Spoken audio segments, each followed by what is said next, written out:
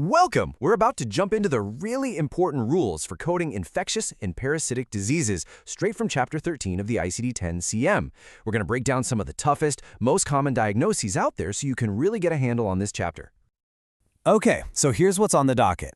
We'll kick things off with some must-know terms. Then we'll get into the weeds of coding for sepsis, HIV, and COVID-19. And to wrap it all up, we'll see how these big ideas work with some real-world examples.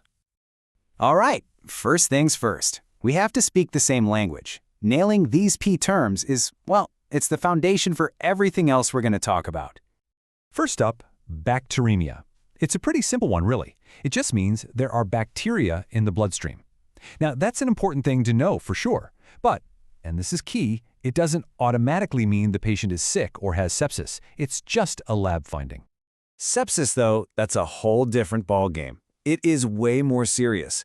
This isn't just about bacteria being present. It's about the body's massive, over-the-top, and life-threatening reaction to an infection. And when you hear severe sepsis, that's a huge red flag that the patient's organs are starting to fail. Now, you're going to see the term septicemia pop up in doctors' notes, and a lot of times it's used to mean the same thing as sepsis. Technically, it refers to the actual illness you get when those pathogens are multiplying in your blood. And finally, there's SIRS. That stands for Systemic Inflammatory Response Syndrome. Think of this as the body's big inflammatory freakout. But here's the crucial difference. You can get SIRS from things that aren't infections, like a bad car accident or severe burn.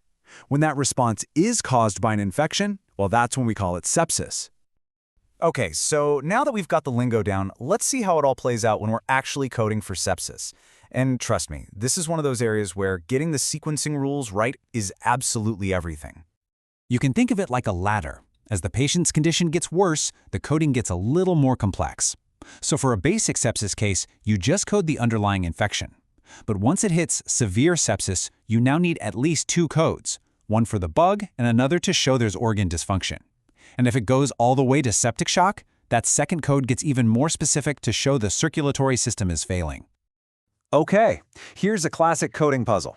A patient comes in for something like pneumonia, a localized infection, right? But after they're admitted, they develop severe sepsis. What's your principal diagnosis? The guideline here is actually super logical. You always code the reason for the admission first. That's what brought the patient through the door. So, in this scenario, pneumonia is your principal diagnosis, and the severe sepsis codes get sequenced after. It tells the whole story of the hospital stay. All right, let's switch gears and talk about HIV. Because when it comes to HIV, there is one sequencing rule that is probably one of the most rigid in the entire ICD-10-CM codebook. This is it, the golden rule. You can almost call it a law.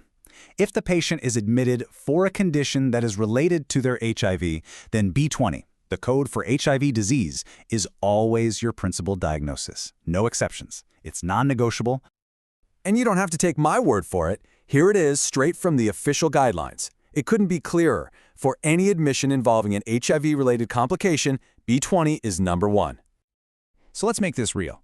A patient who has AIDS is admitted for candidal esophagitis. That's a classic HIV-related opportunistic infection. So what do? Simple.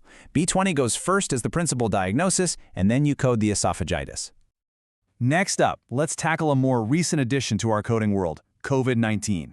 The guidelines here are really specific, and they cover the whole journey, from the moment of infection to any lingering long-term issues. So, these are your main players. U07.1 is the big one. That's for a confirmed, active case. Then you've got your Z codes for things like exposure or screening. U099 is super important. That's for what people call long COVID. And once the patient has recovered, Z86.16 tells the story that they have a personal history of it. Now, the sequencing for long COVID is really interesting and important to get right. You code the specific problem the patient is having now, like, say, chronic shortness of breath, first. Then you add U0999. That U code basically says, hey, this problem we just listed, it's here because of a past COVID infection. Okay, to bring it all home, let's lock in two coding principles that are just fundamental. These apply all over the place, not just in this chapter, but they're especially common here. First up is the etiology/manifestation convention. It really just boils down to cause and effect. You always code the underlying cause, the etiology, first. Then you code the condition it created, the manifestation, second. The codebook is your friend here. It'll often have a code first note to guide you. And here's a perfect example. A patient has pneumonia because they have schistosomiasis. If you look up the code for that type of pneumonia, J17, there's a big instruction right there that says, code first the underlying disease. The manual is literally forcing you to tell the story in the right order, cause first, then effect. The other huge principle you need to know is the combination code. This one is all about working smarter, not harder. If there is a single specific code that captures two related conditions, you have to use it. It's more precise and more efficient. And just look at some of these examples. Sepsis that's caused by MRSA, there's one code, A41.02, that says it all. Measles with an ear infection, one code. Adenoviral pneumonia, one code. That last one is amazing. A single code for acute hepatitis B that also captures that it's with a Delta agent and the patient is in a coma. That's precision. So, when you step back and look at it all, what's the big takeaway? You know, coding isn't just about memorizing rules. It's about being a storyteller, a clinical storyteller.